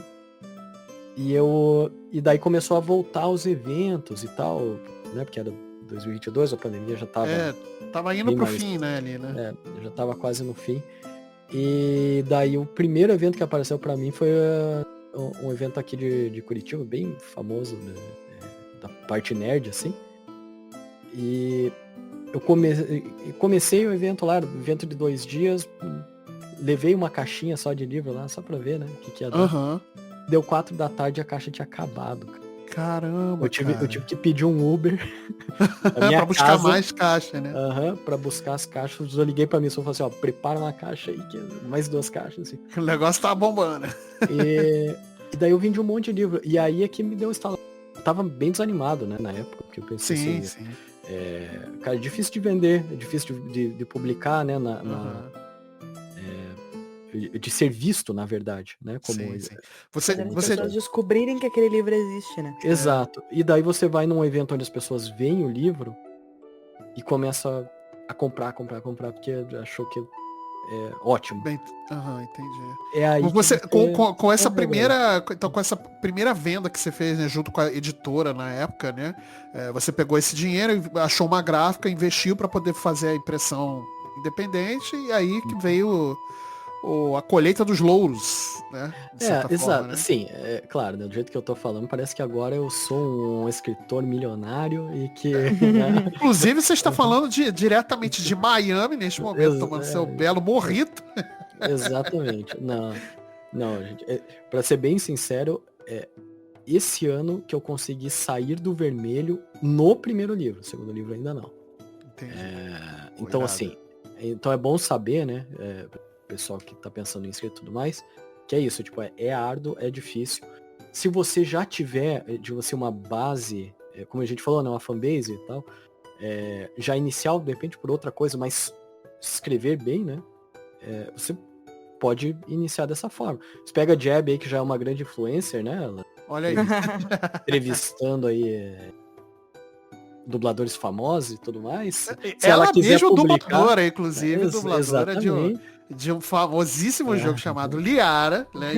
E como ela é protagonista, né? Se ela quiser publicar a fanfic dela, ela já tá num bom caminho aí. Exatamente. Mas assim, né? Então tem essa talvez seja a maior dificuldade do escritor mais novo, ser visto, né? Então, por isso que você tem que às vezes ficar custeando essa questão de ir em eventos e tal para ser visto e poder ser apresentado. Eu cheguei aí na Bienal de 2023, aí no Rio de Janeiro, Marcelo, mas foi uma experiência horrível para mim, que tinha tanta gente, tantas obras e tal, que a pessoa fica simplesmente escanteada. Porque você tem que saber também dimensionar o teu alcance também, né? Exato. Aquela coisa. É um evento gigante, a Bienal do Rio, como você viu, é um evento gigante. Esse, em comparação com 2023, essa desse ano ficou maior, né? Então realmente você... imagina como era 2023, isso ficou realmente um pouco maior, né? Do que a estrutura e tudo mais. Até porque em 2023 a gente ainda tava tendo aquele resquício de vinda de pandemia, né? E tudo mais. Desculpa, eu acabei engolindo o ar. Então a gente estava tendo aquele resquício de pandemia ainda e tudo mais. Então essa agora de 2025 a gente estava já com já com o mundo, assim, de certa forma normalizado, né? Vamos dizer assim. Normal nunca ficou, né? Mas a gente estava, né? A gente não tinha aquela preocupação de se eu respirar perto de outra pessoa eu vou morrer. Então, mas é isso, é aquela coisa, é saber dimensionar também, né? O quanto você pode, o quanto você quer, o quanto você tem para poder investir nisso, porque, cara, em qualquer carreira artística, né? Não só como escritor de livro, mas se você quiser desenvolver um jogo, se você quiser produzir uma música, né? Se você é músico, até mesmo se você quiser começar a produzir conteúdo para internet, YouTube, enfim, TikTok e tal, tudo tem uma questão de investimento, não só de monetário às vezes, mas como de tempo também, né? Então, é saber dimensionar isso. E realmente acredito que tenha sido uma experiência não tão agradável assim, porque, cara, você é escritor independente, às vezes esses eventos realmente prestam muito mais atenção e as pessoas prestam muito mais atenção. E estantes chamativos, né? Porque tem os estantes, cara, o tamanho dos estantes, dos estandes, né, que tem, é algo inacreditável, assim, né? Realmente, para o escritor independente é muito deslumbroso isso, né? Então, e é uma questão, assim, de experimentação, né? Tipo, fui para ver o que dava. Eu talvez tenha ido otimista demais pelo que me vender. Mas foi tipo a experiência para entender. Não. Talvez não seja o momento de algo desse tamanho, né? Então, em outros eventos, em outras feiras, em outros locais, onde a gente tem um pouco mais de Eu não vou nem Contato dizer com o público também, né? Mas exatamente, contato com o público de uma forma que você não precisa ser invasivo para ser visto, sabe? Isso é algo que eu não consigo fazer de forma alguma. Então foi, né? Foi essa experiência ruim. Mas, né, Mas não foi pela vida no Rio. O Rio é maravilhoso, gente. Eu não vou. Você... Não vai entrar nessa Você, seara. Marcelo, é uma pessoa não muito parcial, né? Eu não sou mesmo, eu sou muito bairrista, cara. Eu amo Rio de Janeiro, meu irmão. Eu sou bairrista pra caramba. Como todo carioca. Exatamente, sou bairrista, irmão. É isso. Mas só pra. Voltando lá no que eu tinha comentado da questão da fantasia, né? Que é difícil de ser, digamos assim, abraçada pelo mercado editorial brasileiro. É que antes de eu decidir ir pro caminho do independente, eu tentei entrar em uma agência, né, uma agência literária, que é basicamente assim, você manda, né, suas obras, o pessoal vai avaliar, se acharem que são boas, eles começam a apresentar para editoras. Um agente literário começa a apresentar para as editoras. Então, assim, é um caminho muito válido, só que ele é um tanto... tem certas armadilhas, né? Porque, assim, os caras não vão te ler de graça, então sempre tem um custo, né, para você apresentar sua obra, para eles, digamos assim, despender um tempo, né, para ler sua obra. Que, certo. Sinceramente, para mim, eu acho que faz sentido. É o trabalho da pessoa, né? Não acho que seja... Mas para mim, assim, a minha experiência na agência literária não foi boa por uma questão de como que eles abordaram, né? Porque, assim, na hora que eu entrei em contato com eles, eu falei, olha, essa foi publicada, é uma obra de fantasia, blá blá blá, né? Mas ela não chegou a ficar famosa nem nada, então eu não vejo que seja um empecilho, de repente, ela ser apresentada e ser feita uma nova edição, né, para uma outra editora. Então a pessoa conversou, né, mandou um e-mail para mim, e falou, a gente entende e tal, se quiser mandar. E eu perguntei, né, exclusivamente assim, né, se não se vê nenhum problema de ser uma obra de fantasia. A pessoa disse que não. Aí eu levei, né, mandei a obra pra ela, e o retorno dela, assim, além dela pontuar umas coisinhas aí na história, né, e não sei o que mais, uma das pontuações foi assim, não, e o mercado de fantasia aqui nas editoras do Brasil é meio difícil. Eu falei, pô, eu falei pra você que eu só ia mandar se me dissesse que fantasia não era um problema, né? Nossa, cara. E aí a pessoa, ela com esse jeito, daí eu acho que ela percebeu na besteira que ela fez. Ela falou assim, não, então faz o seguinte, ó, se tiver uma outra obra aí, me manda que eu avalio a outra obra de graça. É assim, né? Caraca, é isso. Não, vou escrever aqui, daqui a beleza. Vou te mandar os meus manuscritos aí da fanfic do Kamen Rider, aí vamos ver isso. Foi aí que eu falei assim, não quer saber, eu vou pro independente, cara, porque se ficar dependendo de, né, por não ser visto e tudo mais, né, não ser muito visto, não ser uma pessoa assim de grande visibilidade, fica difícil de galgar aí nesses lugares. Porque uma das coisas que algumas editoras, e no caso a agência literária também pediu, era redes sociais. Número em rede, né, essas coisas. Então tudo isso conta, sabe? Entendi. Tem uma escritora que eu sigo desde que eu comecei a escrever, assim, né, mais ali pro meio pro final, que ela escreve muito bem, ela tem obras muito legais, não vou dizer nomes aqui, mas ela só conseguiu ser agenciada depois que o Instagram dela bateu 10 mil seguidores. Se é coincidência ou não, eu não vou dizer, não vou botar.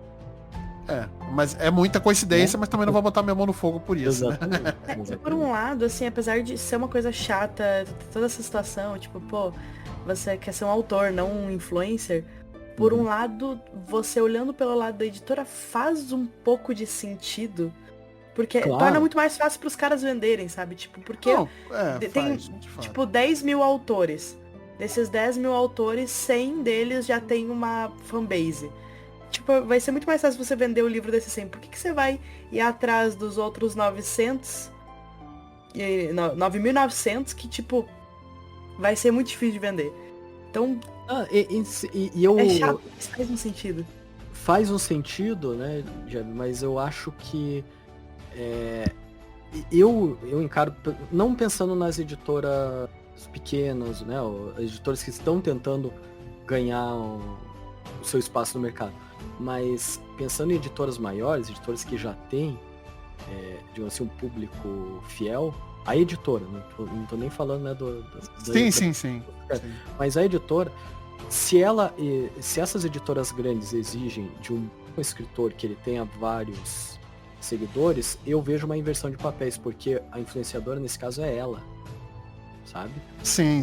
No caso de editoras grandes, assim, realmente eu não entendo muito como isso poderia fazer de certa diferença, porque a editora já tem nome, né? Já tem. Exato. E tem aporte, né? Pra de repente, né, fazer aporte. Sim. Mais. Então, essa é a grande briga, né? De quem tá iniciando a escrita, ou nem necessariamente que tá iniciando a escrita, mas que já tá no mercado literário, mas ainda não conseguiu o boom, né? Exatamente, porque, cara, se você é publicado com o selo de uma editora Arqueiro, né, da HarperCollins, como eu falei,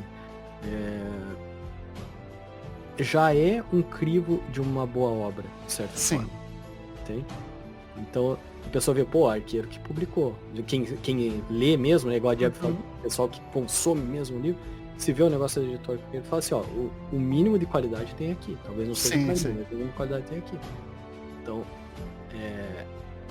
eu vejo essa inversão de papéis para eles não terem o trabalho, né? Tipo, eles não querem ter esse trabalho de fazer a pessoa ser conhecida. Eu não acho que seja só a questão do trabalho. Eu acho que é num outro sentido. Eu acho que é mais o sentido de risco. É menos arriscado. Tipo, se você vai investir na primeira obra de um autor, é muito menos arriscado você investir em alguém que tem um público que, mesmo que talvez aquela obra não seja tão sensacional, ela vai vender, tipo, pelo menos, sei lá, 1000 cópias, que são das pessoas que acompanham aquele autor e que vão comprar só porque é aquela pessoa. Sim. Do que você investir num cara que, tipo, é primeira obra e que ninguém conhece ainda. Tipo, é uma questão de risco de mercado, sabe? Como empresa, quando você tá buscando um negócio, sempre vai fazer sentido você ir no negócio que te traz menos risco e mais recompensa. Sim, mas nesse sentido, Jeb, eu entendi essa colocação e realmente você colocando desse jeito é uma visão coisa empresarial horrível, é péssimo. É péssimo. Contra, eu não gosto, eu não concordo. Mas faz sentido. É o capitalismo. Mas aí é que tá. A gente falando exclusivamente, bem como e o Thiago também falando, exclusivamente de editoras que já tem um tamanho, já tem um nome, já tem um portfólio, né, de mercado, enfim, um valor, né, de mercado muito grande que, cara, publicam livros, né, anualmente que são best-sellers e vendem e tudo mais. A empresa tem como arcar, de certa forma, vou botar entre aspas, o prejuízo de investir num novo autor para poder fazer uma aposta. Tem como arcar. Entendeu? Então, eu acho que é muito... Mas é que tá, você acha que uma grande editora hoje atua no meio baseado em amor e paixão pela literatura? Não, óbvio que não. Óbvio, tipo assim, as grandes editoras não chegaram onde elas estão fazendo caridade. Mas e elas não continuaram fazendo isso, essa que é a grande questão. Esse que é o problema, né? Que a gente tá falando da realidade e não do que deveria ser. Exatamente. Porque assim, sinceramente, né, igual o Diab falou, né, eles vão estar se arriscando e apostar em alguém, mas aí é que eu falo que, tipo assim, eles estão transferindo o trabalho, né, porque o trabalho de uma editora e essa parte eu acredito que deveria ser sempre, né, não dizendo se é o ideal ou o real. Mas o trabalho de uma editora é pegar uma obra, analisar e ver se é boa. Certo? Sim. Então são coisas que eles estão fazendo. É óbvio que eu imagino assim, a caixa de entrada de um editor Arqueiro, de gente querendo que ler esse livro, deve ser gigante. Não, com certeza. separar o joio do trigo realmente é algo, muito assim, difícil. é um trabalho hercúleo, realmente. Exato. Mas assim, eu acho que, dependendo da forma, né, que poderia ser feita para você, digamos assim, separar esse joio do trigo, né? Manda um pedaço, um trecho, porque os primeiros precisam ver, você sabe escrever? É o primeiro Exato. ponto, né? E não precisa ler o livro inteiro para saber se a pessoa realmente sabe ou não fazer aquilo que ela tá se propondo, né? Então, exatamente, assim. afinal de contas, tem livros publicados aí, best-sellers, que a gente lê as primeiras 5 páginas e fala, cara, por que eu estou lendo isso aqui, né? É a da farofa, né? Exato. Mas assim, digamos, né? A pessoa... Vou dar um exemplo totalmente hipotético aqui. A editora Arqueiro recebe um e-mail e vê assim, esse cara ganhou o prêmio da plataforma Wattpad em 2018. Vai que... Sim, pelo menos escrever ele sabe, né? Tem uma chancelazinha aí, né? Por menor que seja, mas tem uma chancela aí, né? Exato. Daí, né, lê a obra, acha interessante. Se ela publica esse livro e coloca na página, igual a Diab falou, né? Se coloca best-seller, a galera já tá comprando sem saber de quem que é. É verdade. Coloca na página Isso é verdade. o novo fenômeno literário brasileiro. Cara, nossa. Tudo uma questão de como vender também, né, galera? Exatamente. Aí, né? Assim, o que a gente vê, quem sempre consegue ir com méritos, óbvio, né? Claro. Um vencedor do Prêmio Jabuti. Vencedor do Prêmio Jabuti.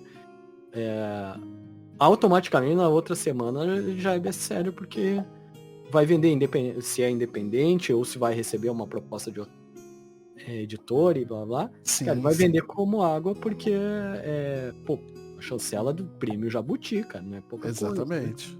Então, é por méritos, mas é assim, por quê? Porque o pessoal da premiação levou o tempo de ler e ver a qualidade do negócio, que deveria ser das editoras. Então a editora ela já pega pronto também, né? Ela fala, não, esse cara sabe ver. É a síndrome do capitalismo e da globalização, né? Aquela coisa, tipo, hoje a gente tem... isso não impacta só o mercado da literatura, né? Isso impacta o mercado da música, todo o entretenimento no geral. Impacta o mercado do teatro. Sim. Né? Do audiovisual. Nossa, sim. Então, tipo assim... É complicado. E não é só mais assim, fácil... a moda, o mercado da moda. Se você pegar uma influencer muito grande que mais ou menos sabe andar, dá uma ensinada pra ela ali, bota ela numa passarela. Como é que é? Fácil. Sabe mais ou menos como andar. Gente, não. É porque assim,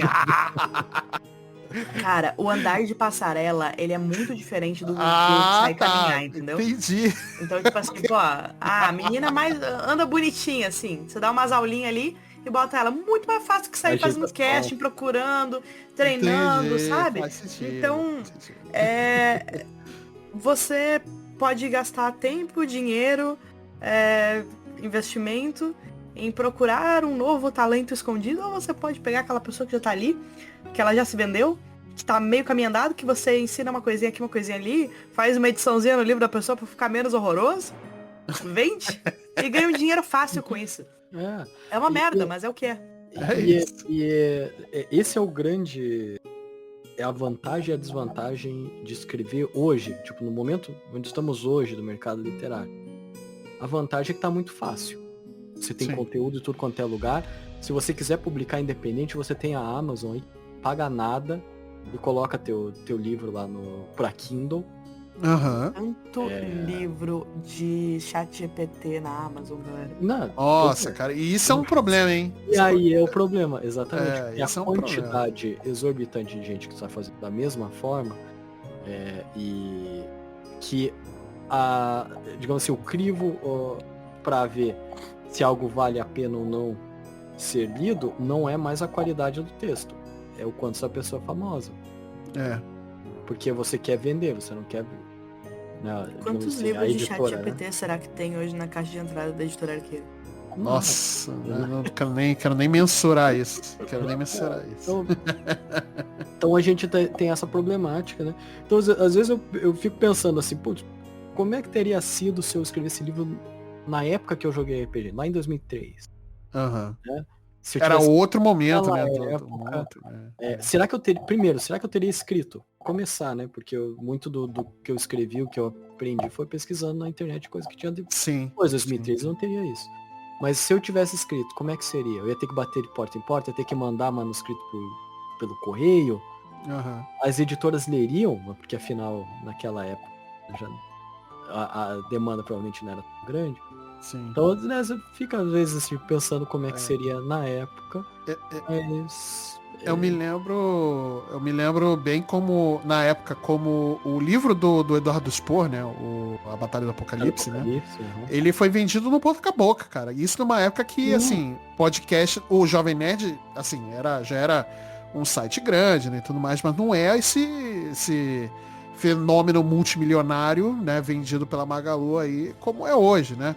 Então eles venderam muito no boca a boca, indo em evento, quando o Jovem Nerd ainda ia em evento, mano. Olha isso, cara. Sim. Então, eles eles fizeram toda uma campanha para poder arrecadar fundo, para poder imprimir livro, levar pros eventos, bem como você fez também, né? Uhum. Sem a estrutura do Jovem Nerd, mas você tinha a sua própria estrutura ali, né?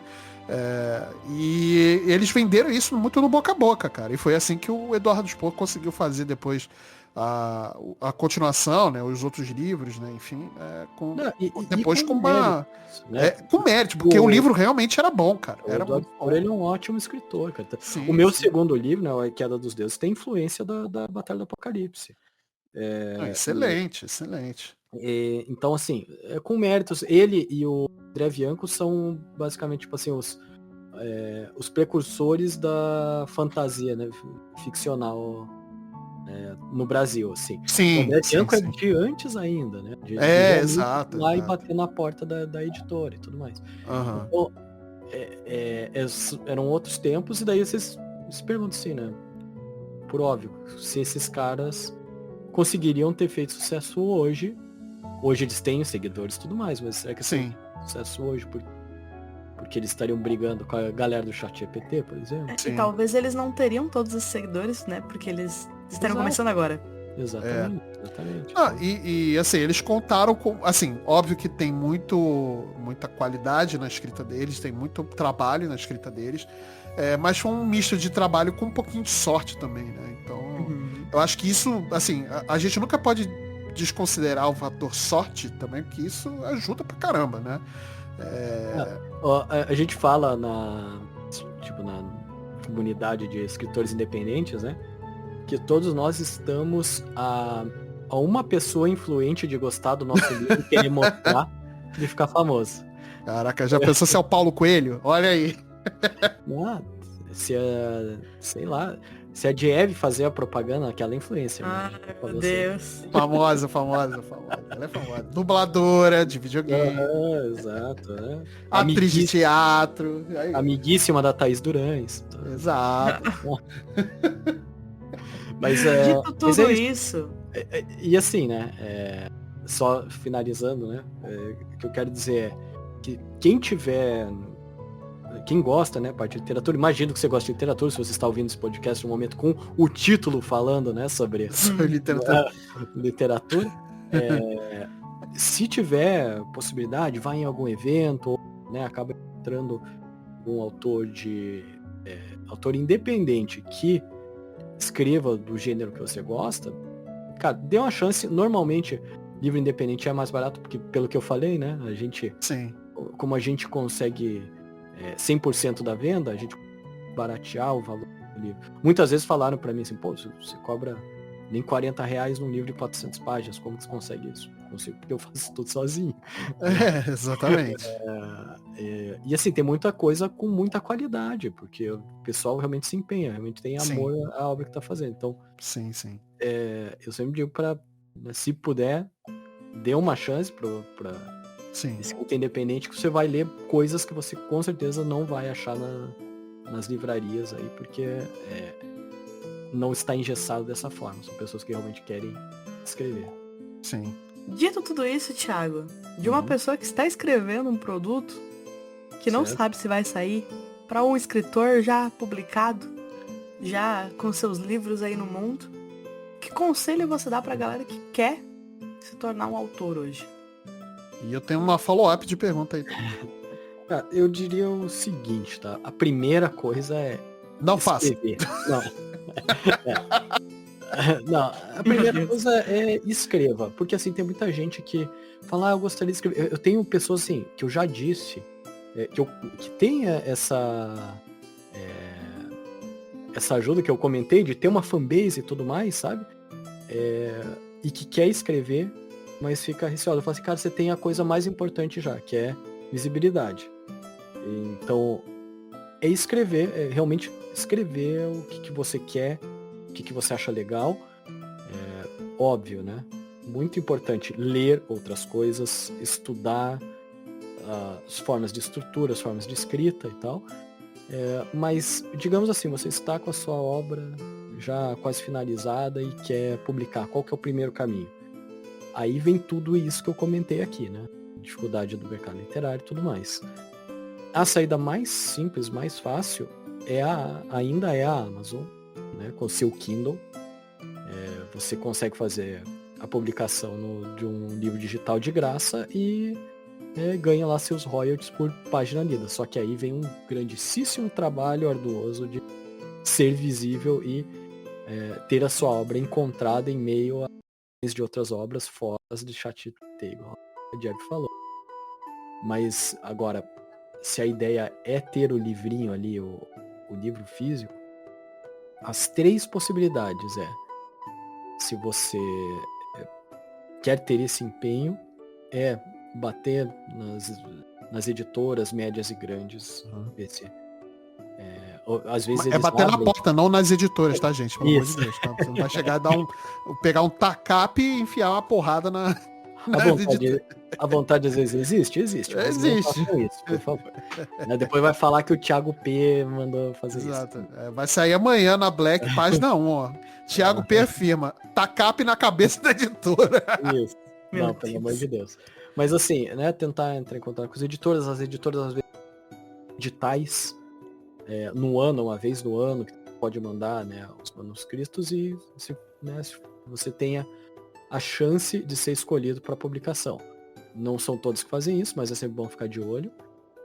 Isso assim, pensa que você tem tempo, que você não tá ansioso ou algo do gênero. Então você pode tomar um tempo para fazer essas verificações, ver com agências literárias, né? Como eu disse, é um ótimo caminho. Eu só levei um azar, mas é um ótimo caminho. Agora, se você tem um aporte, você pensa que tem, digamos assim, uma boa possibilidade de marketing e tudo mais, você pode pensar em fazer tanto a edição por uma editora, caso você não queira ter a dor de cabeça de ir atrás de tudo, você vai atrás de uma dessas editoras que dividem, né, o custeio com você e você também não recebe tanto assim, né, porque fica um pedaço com a editora, mas pelo menos você não tem dor de cabeça. E daí tem a parte do independente, que você tem que correr atrás de todos os serviços ou fazer né, tudo que você seja capaz, né, de conseguir e daí depois vender por conta própria, mas daí também, né, toda a receita é sua. São essas 3 possibilidades, né? E perseverar, porque é um mercado difícil, é uma selva de pedra. Sim. Tem que ter muito amor e são poucos que saem com sucesso de lá. Então não adianta também romantizar demais essa questão da escrita. Claro. E aí a última pergunta que eu quero fazer para você, Thiago P, é para responder com honestidade. Certo. E o terceiro livro? Então, o terceiro livro é o seguinte. O terceiro livro é o seguinte, gente. Em que pé está? Não quero nem data de entrega. Em que pé está o terceiro livro? E outra pergunta. Toalha e a Meg estarão nesse livro? Não. Eu tenho... Não. Agora não. Acabou. Chega. Não quero mais. Chega. Acabou o programa. Não quero... A história do terceiro livro, eu tenho ela desde antes de eu publicar o Warlock. Né? Então seria... na verdade, ela quase foi o primeiro livro a ser publicado, mas daí eu... Entendi. É como se fosse uma prequel, né, da história. Não. Seria uma história que eu contaria, tipo, aleatoriamente, mas daí depois eu pensei em adaptar pro mundo de Warlock. Porque Warlock tava quase pronto já, né? Entendi, tá. Aí tinha aquela ansiedade de mandar esse, mas Eu tenho 10 capítulos já escritos, mas eu tô agora, todo o meu tempo livre, eu tô praticamente jogando Silksong. Então a culpa é da Tim Cherry. Você não vem Tá? meter essa. Não vem meter A essa. culpa é da Tim Da Cherry. culpa da Tim Cherry. Tá? Mas assim, eu falei isso nas minhas redes sociais e tal. Eu não garanto que assim, vai ser publicado, porque a questão é a seguinte, como vocês viram, né? Tipo, a dificuldade que Sim, claro. é fazer a publicação, tem todo o esforço de você fazer o livro completo. Eu, no meu caso, né, eu aprendi a escrever de uma forma, né, bem válida, mas ainda assim eu não abro mão de ter uma revisão, né, de um profissional. Sim, claro. Pra mim tem que ficar perfeito, então você tem o custo desse profissional, tem o custo da diagramação, que é algo que eu não sei fazer bem, mas eu tenho, né, amigos que trabalham no meio literário que sabem fazer. O máximo eu escrevo e desenho. E daí de resto eu tenho que custear tudo. Então tem todos esses custos, como eu falei, né, agora eu tô saindo do zero com Arlok, mas a Queda dos Deuses ainda tô no vermelho. Uhum. Então, assim, são tantas coisas assim que você tem que botar na mesa para ver se vale o esforço de fazer a obra e publicar, que eu ainda não sei se eu vou fazer. Talvez eu escreva ele só por diversão. E dependendo de como performar aí, né, Arlok, a Queda dos Deuses nos próximos anos, aí talvez venha a decisão de publicar o terceiro. Maravilha. Inclusive, até aproveitando esse gancho, respondendo a pergunta anterior da Jeb, de forma, e ela chegou a comentar isso também, né, de formas de como escrever e publicar e tudo mais, a ideia de catarse, né, essas coisas, elas também são bem válidas, óbvio, né, a gente bate de novo naquela questão de seguidores, de divulgação e tal, e tudo mais. Eu cheguei a fazer, né, pro segundo livro eu fiz um catarse para me ajudar com o custeio da publicação. Custeou tipo 40% só. Eu não consegui custear, né, por completo. Mas já ajuda muito. Mas já ajuda muito, exatamente. Verdade. Então é uma possibilidade, sim. Tem gente que faz. Tem gente grande que faz isso, que eu acho absurdo. A pessoa já tem condição de fazer o negócio por conta, mas ainda vai tirar o dinheirinho dos amigos. Mas tudo bem, né? É uma possibilidade. Então, mas também você vê o valor agregado às vezes de um catarse desses grandes, né? Realmente acho que às vezes vale a pena. Claro. Digo eu, com a estátua do Ozob aqui, né, meu bem? Aí, ó, sabia. Eu penso assim, que também se você tá fazendo um catarse e você já tem um grande público e você conseguiria talvez até custear esse valor, pelo menos bota uma recompensa maneira pra galera que tá ajudando, sabe? Exato. Tipo a estátua do Ozob. A estátua do Ozob, a estátua do Cthulhu. Aqui, mas você vai receber muitos mimos. Exato. Eu acho que é isso que também ajuda no engajamento. Então, isso é bem legal. E no caso, né, se eu for fazer um terceiro livro, com certeza vou ter que depender desse tipo de artimanha aí pra conseguir custear, né? Mas assim, como eu disse, não é algo que eu garanto que eu vá fazer. Depende muito de como vai ser a receptividade nos próximos anos aí dos 2 livros que eu já tenho publicado. É isso então, minha gente. Acho que vamos encerrar então o programa aqui hoje, né? Que ele já ficou até bem extenso. Ele até passou o Silvio vai lamber a gente na... Pô, 1 horinha só de gravação. Não, vai dar super. Era pro Silvio estar aqui também fazendo perguntas, mas infelizmente ele não pôde, né? Então... Exatamente. Não, talvez ele teria cortado a gente quando bateu 1 hora. Exatamente, né? E eu deixei o papo rolar. Você vê que eu sou legal com vocês, mas beleza. Mas é isso, galera. Obviamente que tinha muito mais coisa que a gente poderia discutir, que a gente poderia conversar, né? Inclusive, se vocês quiserem conversar mais com o Thiago, né? Eu estou dando a liberdade das redes sociais dele, você pode entrar e perturbar o Thiago de pergunta, né? Com certeza. Se ele vai responder ou não, aí é com ele. Isso eu não posso garantir. Eu sempre respondo, viu? Sempre respondo, galera. Inclusive, ó, eu estou na luta aí para chegar a 1000 seguidores. Então, se vocês estão ouvindo e quiser me seguir, @ThiagoPE07, Thiago com H, por favor. Muito bom. Vai estar aqui na descrição desse episódio. Siga o Thiago. Quem puder, compre os livros dele. Está disponível na Amazon, né, Thiago? Tem disponível na Amazon, mas de forma independente no site contosdeelora.br, Elora com L's. Isso. Também link aqui na descrição.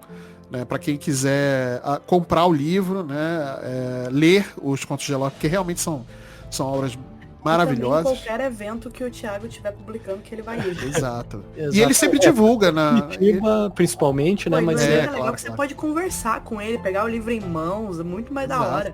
Pedir pra ele autografar. Pra ele não precisar pagar taxinha de cartão, pô. Exato. Faz um pixzinho pra ele aí, pô. É isso. Faz um pixzinho. Pô, nós agradecemos. É isso, o cara, tá 2 crianças dentro de casa, tem esposa, pô, o cara o cara é um herói nacional, pelo amor de Deus, gente, que é isso? Mas sem brincadeira, gente, quem puder apoie o trabalho sempre, dê preferência em apoiar sempre o trabalho dos artistas, escritores e quadrinistas, né, independentes, que esses caras trabalham muito para poder ter o seu sonho, porque isso é um sonho, acaba sendo um sonho, não só uma obra, um capricho, né, é um sonho.